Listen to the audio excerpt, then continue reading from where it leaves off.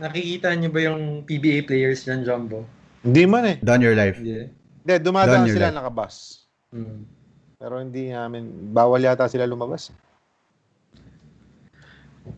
Hi guys, welcome to tonight's live stream.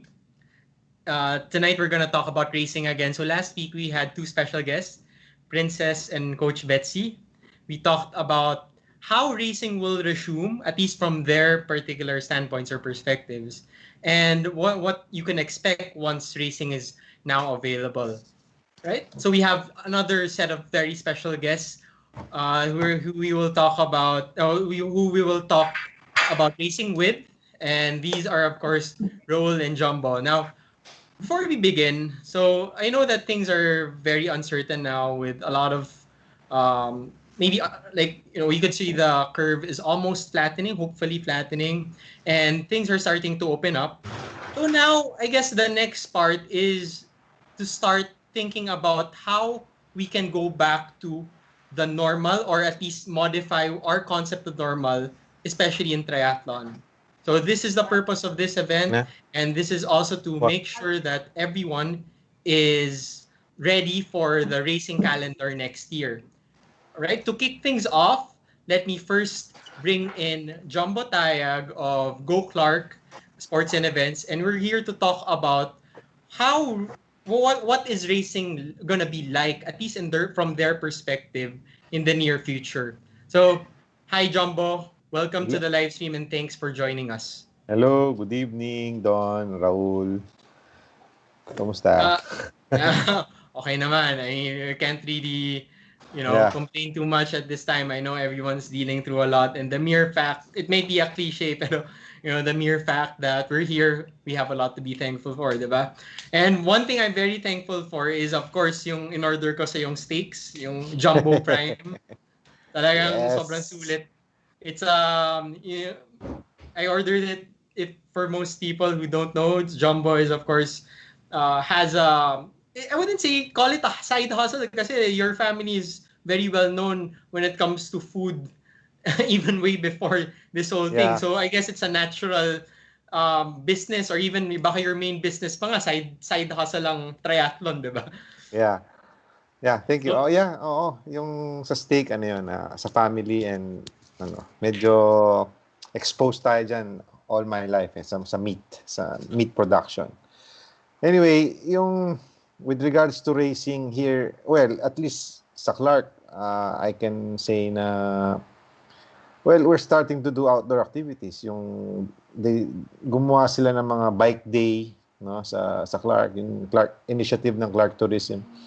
And Coach Melvin. Parang Saturdays and Sundays, sinara yung isang portion ng pader, yung wall. 6 to 10 a.m. So, for leisure. So, isang step yon, encouraging others to go out, no? Because outdoors is safe, no? Yun, and then meron din mga gumagawa kami ng mga mini time trial. Yung mga hindi time mo yung sarili mo, and then meron silang monthly ginagawa nila. So yung mga gano'n.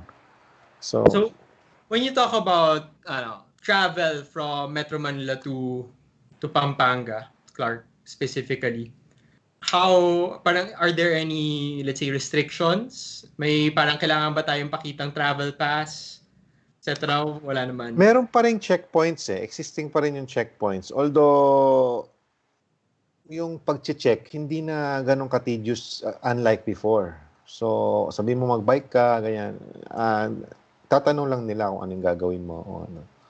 Pero they're not too strict anymore, unlike before. So, of course, yung wearing mask, and meron pa rin yun. So when you talk about the cycling venues, not in Metro Manila, but around Metro Manila, Yeah. Clark, aside from the Valley, is one of the few places talaga that I would say is very safe for cyclists. Diba, naalala mo, most people parang don't really know this, pero back then kasi, let's say around more than 5 years ago, mga 8, siguro nung bago pa lang ako, mga 2011, I'd always go to Clark. Every weekend yan. Alam mo, kaya parang naging second team ko na rin kayo sa Tri-Clark. So, kilala ko kayo. Lahat. At Oo. least yung mga the active dati, marami doon nag-retire na, di ba? Sina Dewey, you know, sina Jem. So, the nice thing about, the reason why I keep going back to Clark is, one, maluwag yung kalye. The cars are very cautious. Hindi ka pipinahan tulad ng pag nasa Metro Manila ka. Kasi alam nila na yung etiquette. At saka pangalawa, takot sila na pag may mangyari. May uhuli Oo. sa kanila. So that's the nice Oo. thing about Clark. Aside from that, yung isa pang nagugustuhan ko dyan is after ng training, syempre laging masarap yung pagkain. Di ba? So, May mga option, yeah. kung after mo mag-training dyan, kamusta naman, let's say, yung mga restaurants? Are they open? Yeah. Or marami bang sarado pa rin? Can you dine in? Or Um, kailangan ba puro take out? Hindi. A few restaurants are still closed. Like, yung sa tabi ng Cycles and Brew, yung favorite natin na Grill Soul Korea doon, Mm-hmm. sarado pa rin yon. And then yung Suyang restaurant sa tabi namin, sarado pa rin. Pero yung mga hotels nag-ooperate na, and then yung restaurants nila nag-ooperate na. Although may mga strict protocols na fina-follow. So, meron ng mga open, pero meron pa rin ibang closed. So, hindi pa rin talaga fully open. What about yung sa perimeter ng Clark? Yung paglabas mo ng Clark, di ba maraming restaurant doon? Sa may Marami Niji, na, marami open. marami nang open. Marami Mm. nang open. And So, all, I guess when you think about it, yung situation niya sa Clark, sa Angeles, etc. It's actually a lot, parang things are starting to really develop for the better, no? Cases are going down, would you cases say? are going down, and then meron ng mga protocols yung mga LGU, yung mga city, ina-isolate nila yung mga infected o kung yung mga... So, yeah, medyo yung paglabas ngayon, medyo ano na. I think in place na lahat yung mga protocols eh. Yun yung dati-dati kasi hindi tayo pinapalabas dahil walang in place eh. I think ngayon medyo organized na ng konti yung gobyerno natin. So, So, tama ka. So that's something that we also want to emphasize, no? Kasi yeah. back then, the reason why everyone was really asked to stay put kasi first of all, hindi ready yung healthcare system natin. Now, I'm not saying na ngayon ready na, di ba? Pero at the same time, we just realized na, we've been holding out for 7 months already. And we somehow need to find how we can find us, again, gasgas na, pero new sense of normal, di ba? Kasi we're not asked to go back to the way we used to do things, but Of course, more yeah. so we're just asked to find how we can stay safe during this time. Kasi hindi naman tayo pwede completely sarado. I mean, yun nga, I guess totoo yung mga sinasabi ng ibang tao na mas kung hindi ka man mamatay sa sakit, sa gutom ka mamatay. I mean, that's very real for a lot of people. Maybe for a lot of us, we're lucky enough na hindi tayo ganun ka-affected na tipong pag hindi ka bumalik sa dati, hindi ka kakain. We're very lucky to have um, that particular scenario for us. Pero for a lot of Filipinos and a lot of the people we know, hindi yun totoo. Talagang kailangan magtrabaho. So we need to find some way to get things to work. Ngayon, would you say that when it comes to Clark being a venue for the resumption of triathlon, you think it's the perfect venue or spot wherein you could start getting things rolling at least initially? Well, at least initially, I would think na pwede yung cycling events at least or mag-start sa time trial. Smaller participation, hindi masyadong marami, controlled environment, and less spectators. And then, running, pwede rin. Time trial style. So, ginagawa na namin ngayon yun as part of our training eh. Yung magta-time trial kami every month. Once a month, 5K. Same route. So, swimming, hindi yung pool, I don't think na i-allow nila yung pool eh. So, hindi pa close pa yung mga pools dito eh. So baka I don't know. Maybe next year. Pero this year I don't see it happening in triathlon. So the way we look at things, yes, the venue is, I guess, more than conducive to the assumption of racing, as long as maliit ang participation, di ba? Yeah. Tapos aside from that, I think the normal way we race, like let's say doing triathlons, medyo hindi pa, pero we could start first with non-traditional events. Ngayon, siguro for most of the new triathletes na, when I say new, maybe a couple of years into the sport, di pa sila masyado familiar dun sa ginagawa natin before na events, yung sa pool. Hindi, saka yung yung mga DIY style, diba? DIY style, yeah. Kasi dati, sanay na yun sina Jumbo. Just again, because they have a very nice venue for it. In DIY style, maliit na group, maybe less than 30, 20s. 30, 50, ganyan lang, no? Ganun maliit lang. So just as you could think of it as a supplement to our other races. Para may konting competitive style or competitive atmosphere, very similar to racing, but at the same time, una-una, hindi kasing mahal ng actual race, or minsan pa nga dati, di ba, parang sipot ka lang and, that's it. Pero at the same time, I think it's the best way for us to at least get our feet wet, Ngayon, sige, so thank you for that. Thank you for some insights. Of course, we'll get back to you in a bit. Before that, let's bring in our other very special guest. Of course, hindi na rin ito kailangan ng introduction. Si Mr. Raul Cuevas of Bike King Philippines. Now, ito si Raul, matagal na rin itong triathlete. Nauna ka pa sa akin ng several years. Marami kang Ironman na race even before me. Now, of course, so welcome to the live stream, Raul, and again, thanks for joining us. Good evening, Don. Salamat for inviting me. So now, diba? Parang I mentioned na matagal ka nang nagta-triathlon. Ngayon, I guess you could call yourself retired from racing, pero race organizing na yung focus mo ngayon. Now, of course, when you talk about the long racing career that you've had, this is the first time this is happening, di ba?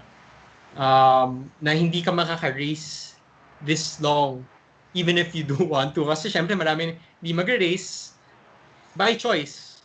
They're busy, marami silang ginagawa, or may pinagkakaabalahan silang iba. Pero now is I guess, one of the only times na talagang kailangan walang races, pero ang marami na rin gusto talaga kumarera.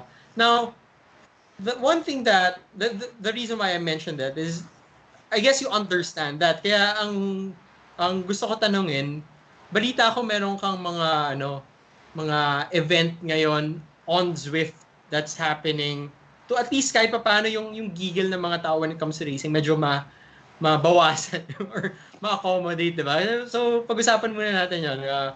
How did it get started, yung mga time trial at mini race mo pag weekday? Okay, sige Don, ha. So, first of all, you make me sound so old. Hindi naman. Maaga lang ako nag-start ng triathlon. And then, kanina while I was listening, sabi mo na first time nangyari.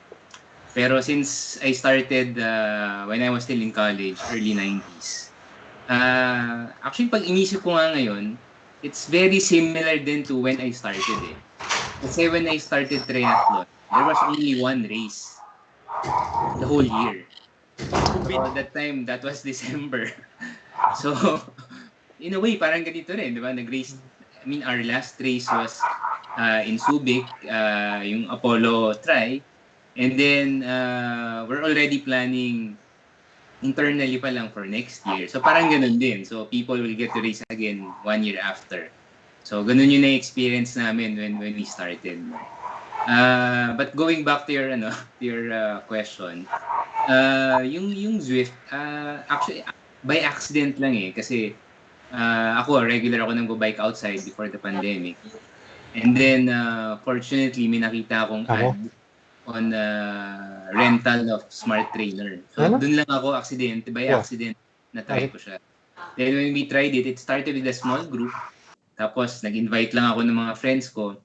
And then, later on, I opened it up to all the biking regular clients, no? So, ngayon, I was surprised na we get 100 athletes to join. So, ginawa ko siyang weekly, and then, of course, I mean, considering the fitness level of everybody now, so syempre, work from home, most of the people. So I just do it na, yung eksakto lang siya na 1 hour or a little over 1 hour yung duration niya. Kasi it's every week para hindi rin siya medyo tiring na laspag ka every week. So it started off with 1 race. So now we have 3 events. So, every Tuesday and Thursday, that's 6:45, both are races. Tapos just last week, I introduced a regular, parang steady ride. Para naman for those na, yung iba kasi na-intimidate Actually, racing is fun. I mean, wala pa ako nakilala na nag-race and then, hindi sila natuwa. Pero, syempre, kahit paano, dami na-intimidate, parang isa ka na doon. I keep on inviting you, pero, syempre, natakot ka na baka, I don't know, hindi ka masyadong fit, but you always say that naman, pero podium ka pa rin parate. So, yun. So now we have three events every week. And everyone's welcome to join as long as you're on Zwift. So, sige, balikan natin medyo. So, yung when we talk about your racing calendar, ilan ba yun? More than 10 years ago, diba? Tama ka, we're parang sobrang swerte na lang, looking back, sobrang swerte na lang natin recently that we have races almost every month or multiple times in a month. Mm-hmm. And I don't think any other country would have that kind of racing calendar. We're one of the few. And tama ka, when I started, kaka-start lang ng Ironman Philippines in Camsur. Mm-hmm. At I think parang 1 or 2 events lang yung meron aside from that. One of which was White Rock. And the other was Subit. So I guess Subit yung inaabangan ng mga tao every year. At saka aside from that, yung mga yung ginagawa nga ng Tri-Clark na mga DIY, super sprint, super sprint series ba yung tawag na yun dati. So very small event, konting-konti pa lang yung triathletes ngayon. So parang this also gives us an opportunity to look at how big the community has grown. And yun nga, I guess during this time, parang we could say na we're going back to our roots in the sense na konti muna ulit yung races, mas gigil yung mga tao over, let's say, multiple races. And at the same time, we have to be more self-sufficient now. Kasi, I'm pretty sure before, again, more than 10 years ago or almost 10 years ago, ang hirap mag-iya ng kasama mag-train. Diba? Ngayon, lagi group training, group ride, ang dali. So ngayon, I guess with the scenario, really have to get used to training alone, training by yourself, and at the same time, ang mangyayari, racing by yourself pag ever mag-resume ang racing now. Ngayon, so, balik tayo sa Zwift. So, unang-una, kaya hindi ako makasali sa Zwift kasi masyadong maaga for me. 7 a.m. Although, late na yon sa totoo lang. Pero late kasi ako nagigising. Pero yun, promise ko once, one of these days sasali rin ako. Although, syempre, yung podium na pag-usapan natin, totoo lang, hindi to sandbag, pero maraming malalakas dun sa races mo. At nakita nga namin lumakas dahil rin sa kaka-race, di ba? Yes. That's the nice thing about it. Hindi lang siya pampatay na oras. You get something out of doing these types of races. Kasi, para na-notice ko para sa maraming tao, if you're not racing or competing against someone, minsan nakakawala ng gana. Diba? Kahit sabihin mo papasok yan, for fun lang ako. So, syempre, yun yung mga typical na mga budol words, diba? Tapos pagdating doon, nahataw. But yeah, that's the nice thing about it, no? Now, when we talk about the racing setup in Zwift, paano ba yan? Kailangan ba mag-qualify ako para makapasok ako sa Tuesday schedule, sa Thursday schedule, or sa Friday? So, sabi ko nga, parang that's entertainment yan. Kung saan ba ako papasok dito? Paano ko ba malalaman kung saan ako? Actually, ano lang siya, very simple lang siya. Follow nyo lang ako sa Zwift, Raul Cuevas on Zwift. Yung Tuesday ride namin, it's open to anybody. So, open siya. Of course, we just give preference to those who are using smart trainers or yung regular trainer pero naka-power meter sila.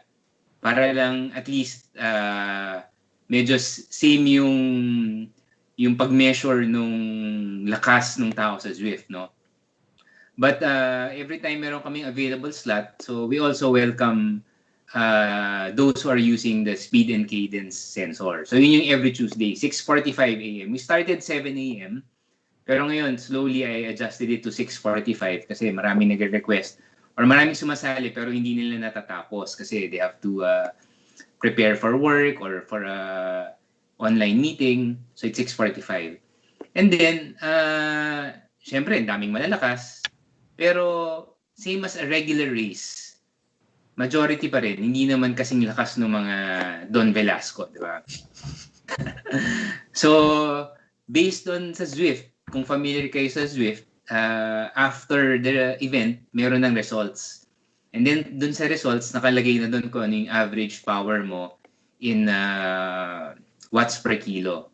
So, based on that, yung Thursday ride, nilimit ko lang dun sa mga riders na ang wattage nila is less than 3 watts per kilo.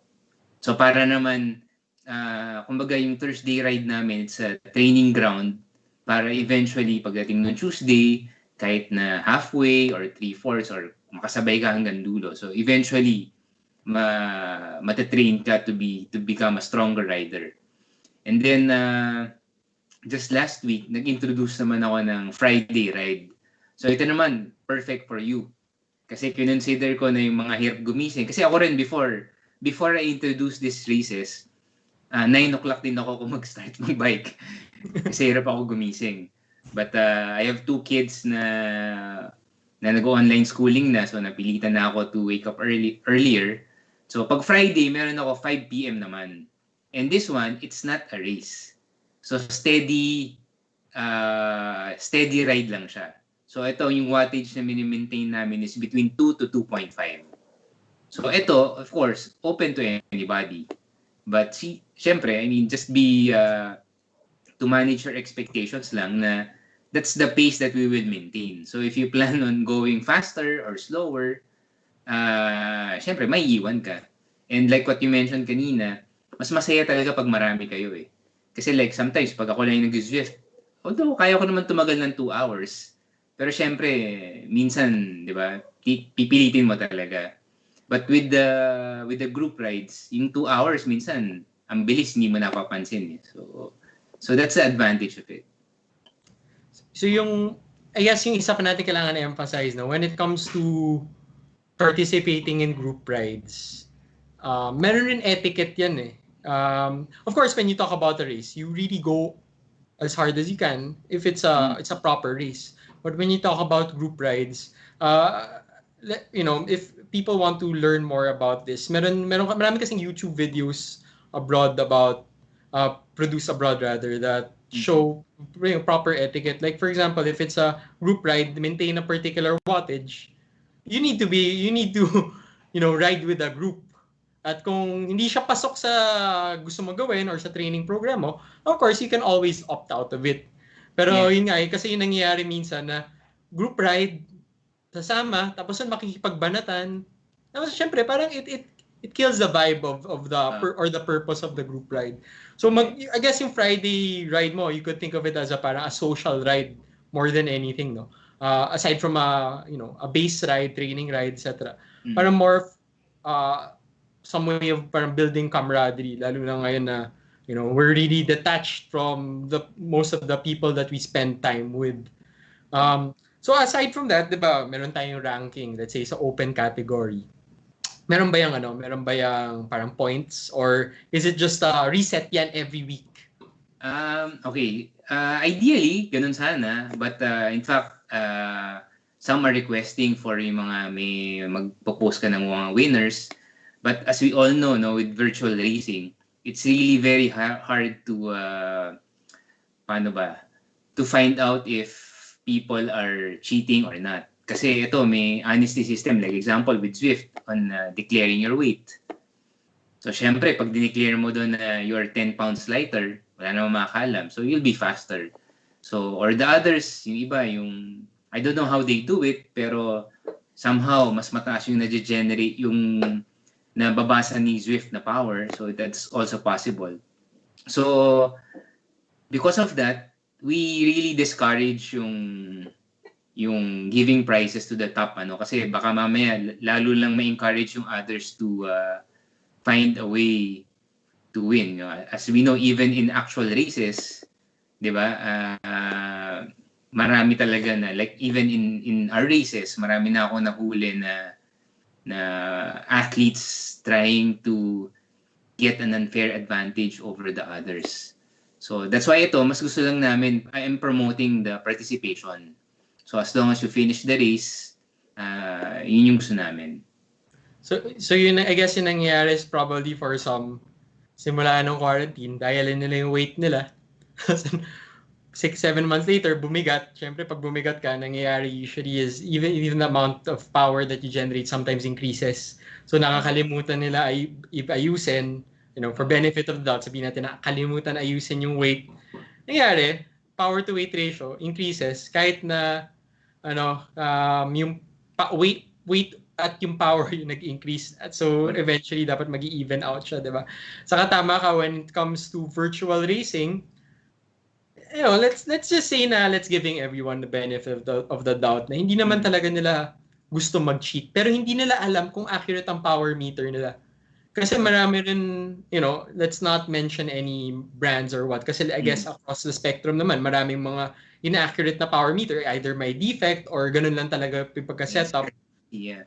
So ang nangyayari, hindi nila alam, they have no point of comparison whether their wattage is correct or not. And at the same time, it's gonna be hard for people to double check kung nangyayari yun. At aside from that, yung mga speed and cadence sensor, it's not gonna be as accurate as a real power meter.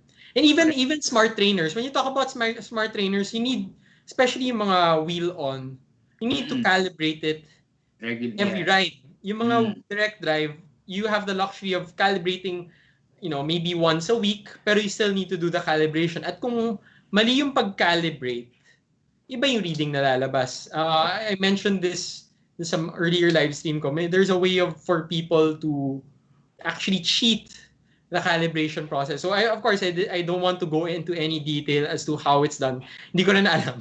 Pero there's a way, yung breaking time, 'di ba? Yun yung parang minamanipulate nila.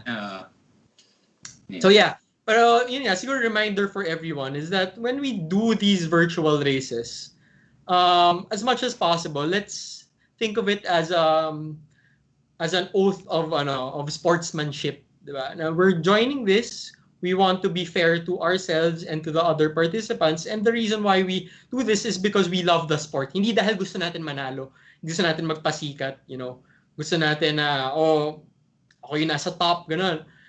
There's a time and place for that eventually, pero pag virtual racing, it's not as simple as that, 'di ba? Yeah. Ngayon, so before we proceed to the next part of the live stream, no. Ngayon, when we talk about the resumption of racing, so ngayon we have all these virtual races, these events, the Ironman virtual racing series, it's all well and good, but nobody can deny everyone wants to be back on the race course, the actual race course. Now, once things are allowed, eventually, whether it be a couple of months from now or more than that, what can we expect? Will we go back to the same racing calendar as we did this year? Yung nakaplano this year? Do we expect the same experience pag races? Will things change? Or ano ba yung kailangan natin baguhin for us to start racing again?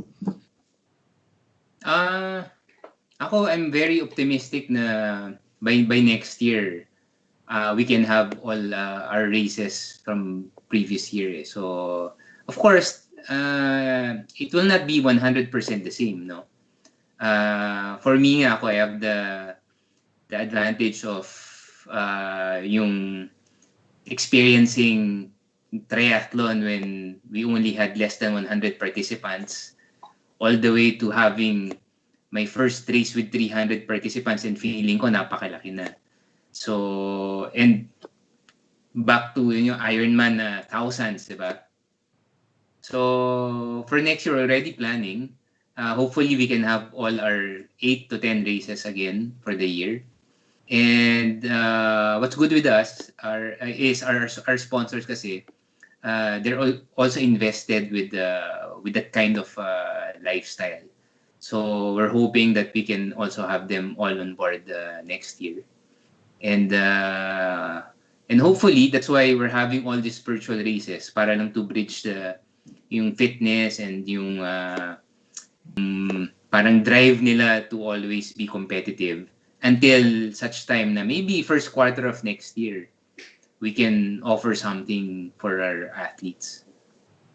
So when you talk about your sponsors being invested in this as a lifestyle, that speaks a lot. Kasi sa totoo lang, I always keep on mentioning this, especially earlier in the live stream. No, the reason why we're doing this is because we enjoy the lifestyle. Hindi lang naman dahil may karera kaya tayo triathlete, diba? The reason why we keep on training is because we want to keep ourselves fit, and at the same time we enjoy this preparing and training to reach a particular goal, diba?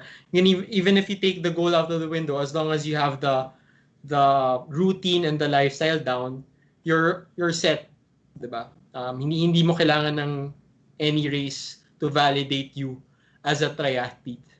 Yeah.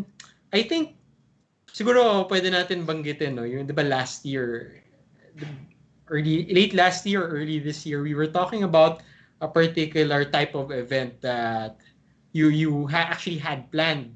Yes. Pero mukhang ngayon, I think it's actually a good way to kick this off.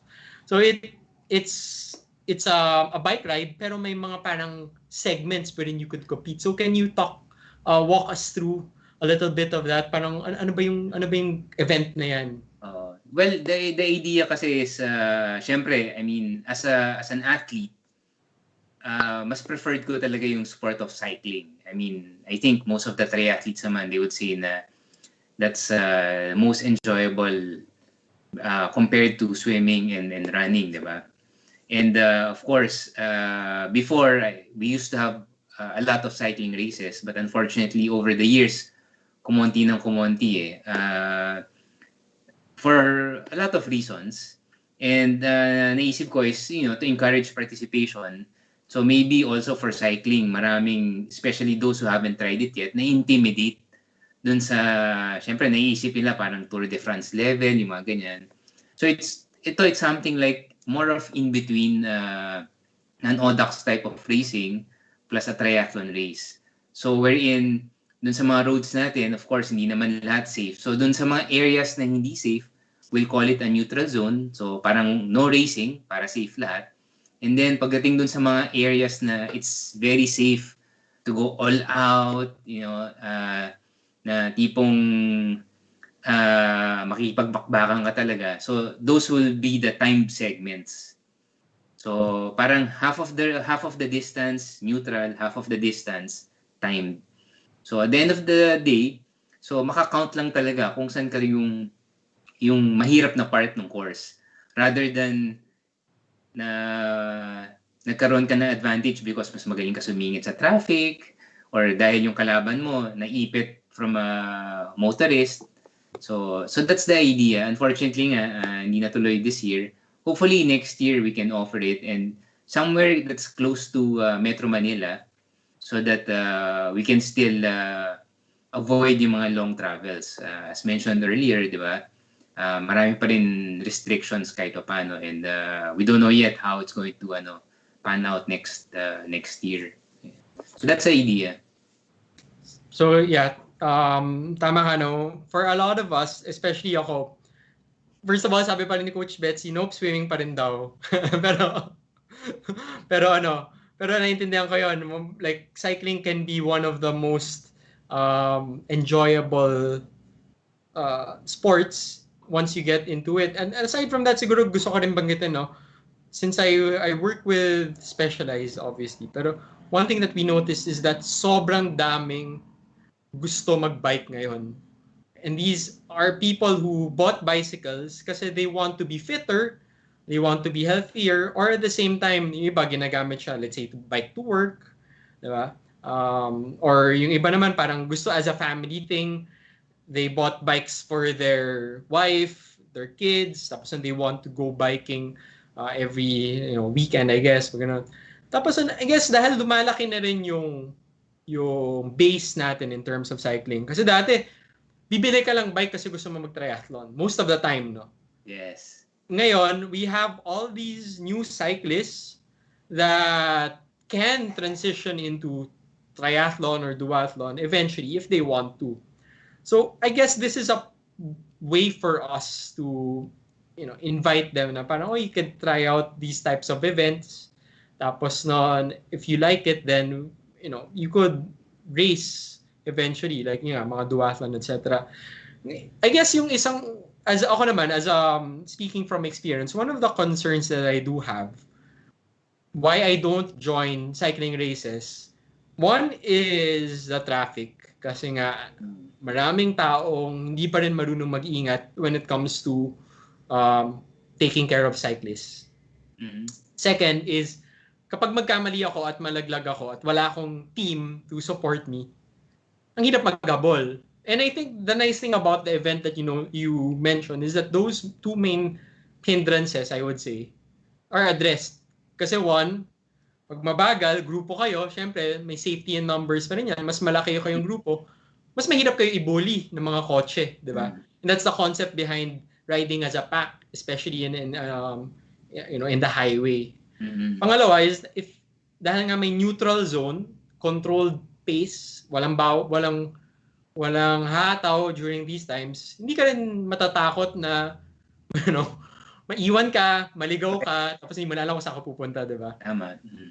So yung you could think of it as parang based on your description, para kang may Strava segment for each particular race portion at the time trial mo yun. Yes. May strategy pa rin yan kasi syempre kung maubos ka sa first climb at hindi ka maka-recover sa mga next climb, hindi siya hindi kumbaga you won't rank as high as you want to. So papasok pa rin dyan. When you talk about these types of events, how long are we talking? For cycling kasi para sulit talaga siya. I mean para yung ma-encourage yung people to join, it should be at least 120 kilometers. Total na yun. I mean, both racing and the neutral zones. So, para yung talagang paghandaan din nila and then mag-training. So, yeah, that's the ideal distance for me. Maximum na yun, 150. Maximum 120. Hindi, 120, maximum 150. Sorry, 120 to 150. So, yeah. When you talk about it, it's like maybe a 4 or 5 hour ride max, di ba? Kasama na yung traffic. So it's just like a regular weekend ride natin.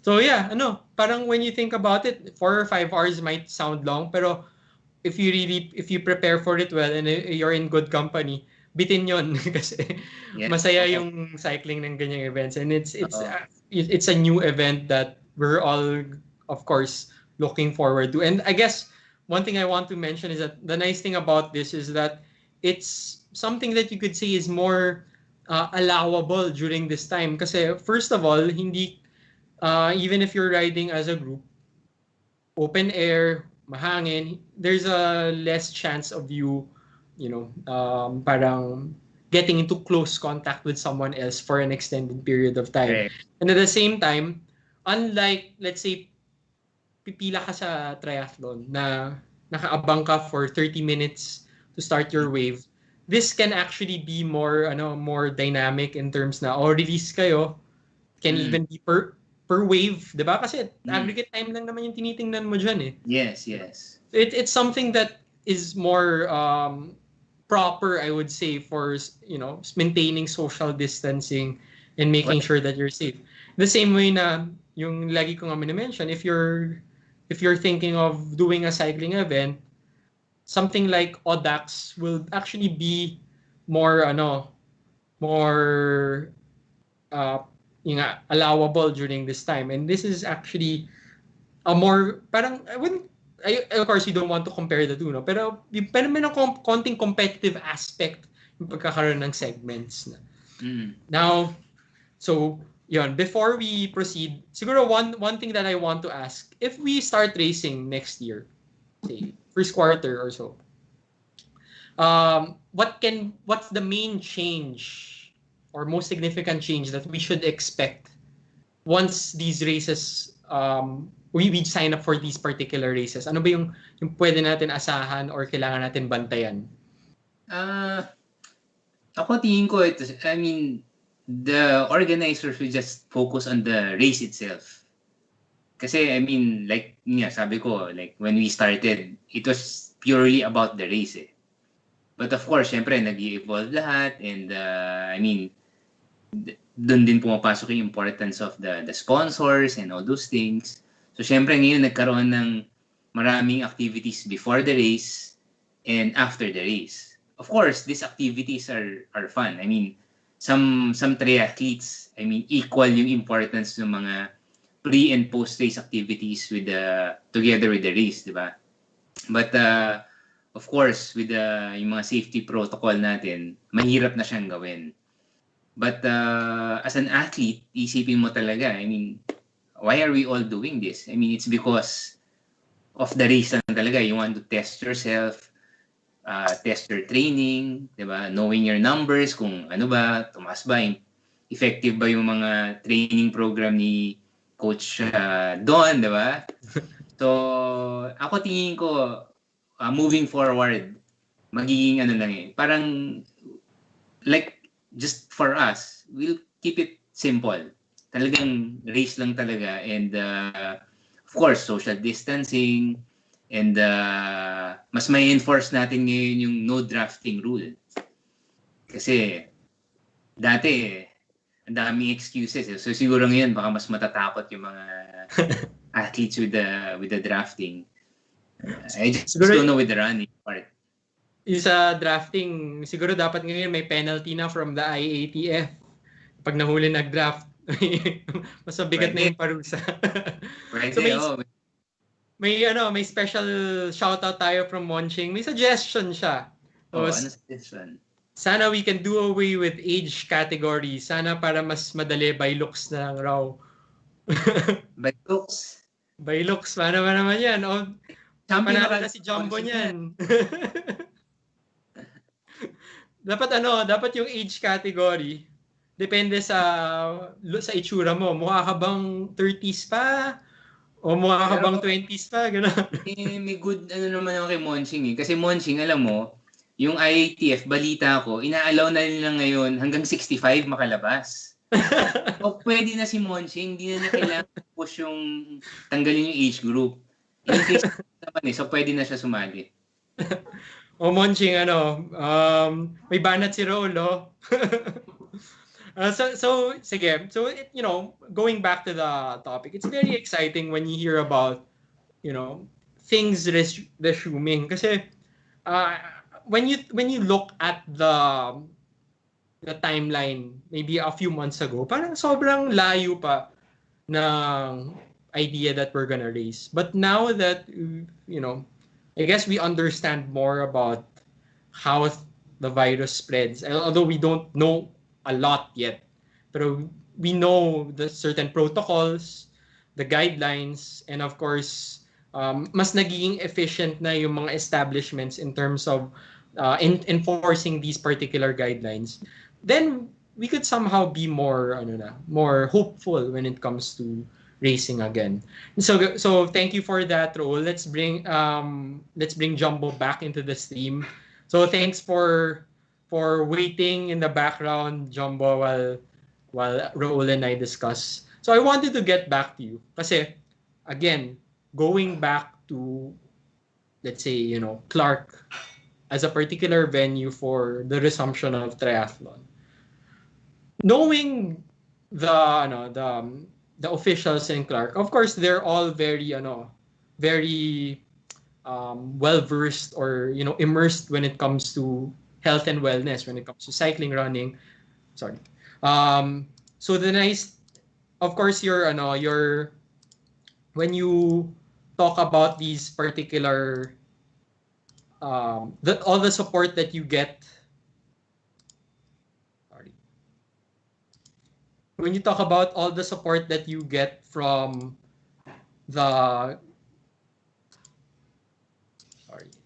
So when you talk about all the support that you get from the race organizers, or sorry, from the venue rather, from Clark, would you say that okay naman when it comes to you resuming, let's say, the time trials? Of course, you mentioned yung mga bike days, sinetap nila. Ano ba, gusto ba nila rin na people are healthier, people are going out, exercising, kaya nila pinayagan yung ganitong setup? Yeah. Well, just to go back sa Clark, no? They are actually promoting it. They wanted to promote it as a biker's paradise. Ganun yata yung direction ngayon, no? Walang specific races, but more on leisure. Right now, they're also developing a trail para naman sa mga mountain bikes. So, yung mga ganon. So, and eventually, sabi nga ni Raul, babalik talaga yung mga races eventually with proper protocols, with less socials maybe, more on social distancing. So, ganon. Ganon yung direction. They're encouraging cycling, people to go out, running, walking. Meron na mga additional bike lanes. And then yun nga, may mga bike days. So it's a good start, even if wala pa yung racing. Probably next year na lahat yan. We're already planning. We're trying to develop yung mga protocols kasi meron ng existing. We can learn from what the PBA is doing now in Clark. Paano ba nilang ginawa yung mga protocols nila doon, and it was approved by the IATF. Maybe eventually, if we organize our own events, we would need to get approval also from the IATF. So maraming learnings.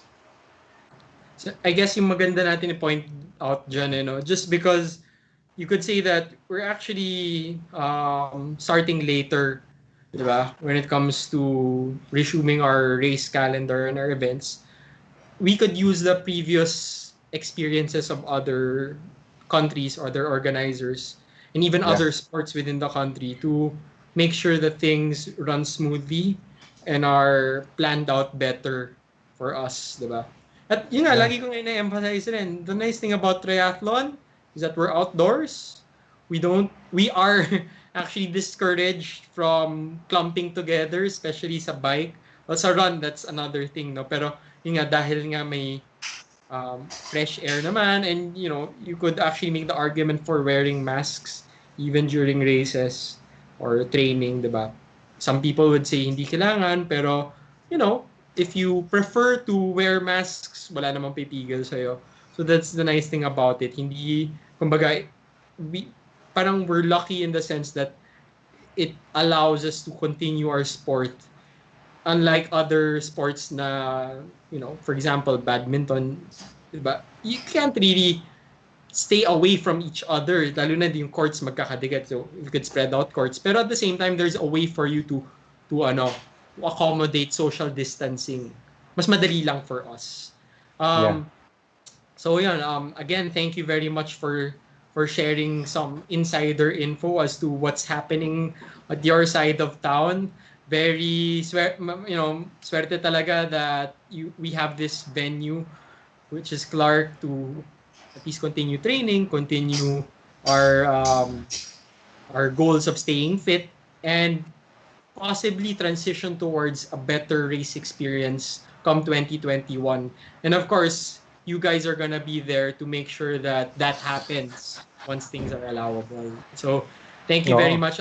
Jumbo, do you have any like parting words that you want to share with our viewers? Kasi medyo alam kong inaabangan nila ano ba yung mga gusto sabihin ng Go Clark. Yeah, well, kami, we're here, we are already, ano yun, nag-ano na kami, nagpa-plan na on how we can resume, at least if we are allowed to organize races already, at least ready na. Slowly we are planning, and then probably we will start small, and then eventually babalik din sa dati. Yun. So kumbaga, how do we keep tabs as to what's happening or what's developing from the standpoint of Go Clark? How can we follow you? How can we stay tuned to your updates, etc.? Ano ba yung social media platforms niyo? Yeah, meron tayong Go Clark Sports and Events FB page and Instagram. So may mag-update kami doon kung ano yung what's happening. And then hopefully we will start something. Maybe this year, maybe end of the year, maybe. Sana, no. So sige, abangan namin 'yon. Very very interesting and very very hopeful when it comes to racing resuming, especially in your side of town dyan sa Clark in Pampanga. Maybe even later on sa other venues like Subic rather. So again, thank you for spending your evening with us. Now, let's go back to Raul. Raul, do you have anything you want to share before we wrap up the live stream? Any parting words? You're still on mute, by the way, so pa-unmute na lang, please.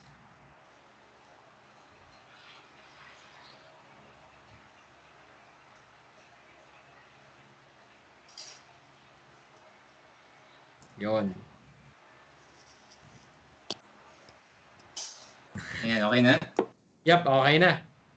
So again, Don, thank you for inviting me, no? So, siguro I just want everybody to, syempre with the pandemic, it's something serious din. Syempre, iba-iba tayo ng condition, so I hope everybody will stay safe. And for those na nakaka-feel lang ng restriction, of course, there are no races and others hirap to train. So there's always an alternative na mahanap tayo, no? And like one is what we're offering, the Zwift virtual races. If you don't know how yet to go on Zwift or may concern kayo how to join, it's open to everybody. Biking, I can help you how to set it up, or even Don. What's good with the community kasi tulong-tulungan naman tayo. I mean, even during races, any triathlete would need help. Lahat willing to help them out, no? So just write us an email, or you can message us Biking Facebook, Biking Philippines, and we'll be here to help. And hopefully by first quarter of next year, we can start our 2021 racing calendar, hopefully. So yun, again, there are a lot of things that we have to watch out for. Siyempre, yung mga approval ng local government. There, like what Princess said last live stream, they're busy with a lot of things, taking care of their citizens, making sure that everything is running smoothly, especially with government services, etc. But at the same time, we also know that our local government officials have a commitment to us as as the race organizers or as triathletes. Kasi once we once racing is allowed and resumes, we would also need not only would we need their support, we would need their blessing to make sure that it continues on a regular basis. So, we're very lucky that we have very supportive LGUs to back us up, specifically yung mga Clark, Subic, even the venues sa Vismin, etc. So again, that's something that we're thankful for. And at the same time, we also want to emphasize that our race organizers are prepared and have been planning for the eventuality that racing will resume next year, and that we're gonna be ready to give everyone a smooth, pleasant, and of course a safe experience to be able to bring in multisport kahit hindi pa the same triathlon or duathlon experience that we had before, but at least a transition to go back to our regular ways. So ito nga yung tinatawag nga nilang new normal of doing things. So Raul, yung ano ba yung way for you to sign up again sa mga rides? Do they just message you on Facebook o paano ba? Number one, on Zwift, follow Raul Cuevas so that I can invite you. And then message us on Facebook lang. I just need to know your details para lang at least I know what type of trainer you're using, power meter or speed and cadence. And so that for future rides, we can also invite you. So, sa message sa Facebook, yan ba yung sa personal page mo or dun sa Biking Philippines? Biking Philippines. Biking Philippines page. All right. So, just search for Biking Philippines on Facebook. Yeah. Of course, follow Raul and send him a message. And the Tuesday slot is an open category. So, meaning anyone can join. Yes. Thursday is you limit to ilang watts per kilo ulit? Less than 3 watts per kilo. Less than 3 watts per kilo.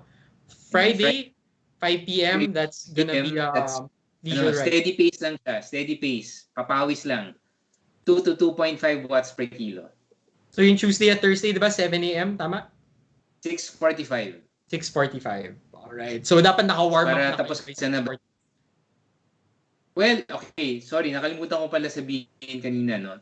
Yung race format kasi namin, yung first 10 minutes, warm up siya, and then we use that for mga special announcements, especially if you're first time to race. So, sasabihin ko doon lahat ng rules para guided lahat.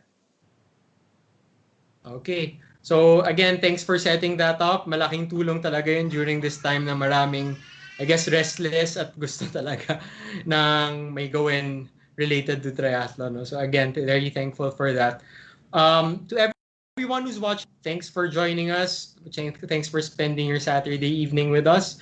So tulad nga ng sinabi ng dalawa nating poging race organizer, marami tayong we have a lot of things to look forward to in the next few months. As long as we keep the numbers down, we cooperate with the local government such that kasi yung racing na yan, it's inevitable that it will resume. We just want to make sure that happens sooner than later. So we just have to do our part. So of course, stay home as much as you can. Like wear masks, wear face shields, practice social distancing. Try and avoid the things that might put you at risk or might put others at risk. Yung mga social gathering, mass gathering, etc. Sooner or later, yung mga sacrifices natin, we're gonna reap the benefits of it. One of which might sound trivial, it might sound, very unimportant for a lot of people, but it's again very important to us. Yung resumption of racing eventually. And of course, yung back to normalcy ng buhay nating lahat. Right? So thank you guys. Stay safe and thanks for joining us. Next week, we're going to have a very important topic.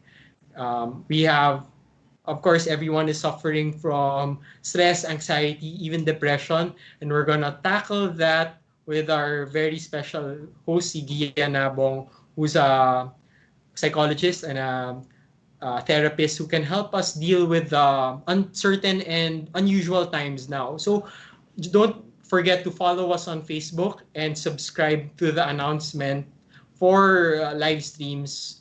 If you could check out the profile there. All right. So see you guys next week, and thanks for joining us again.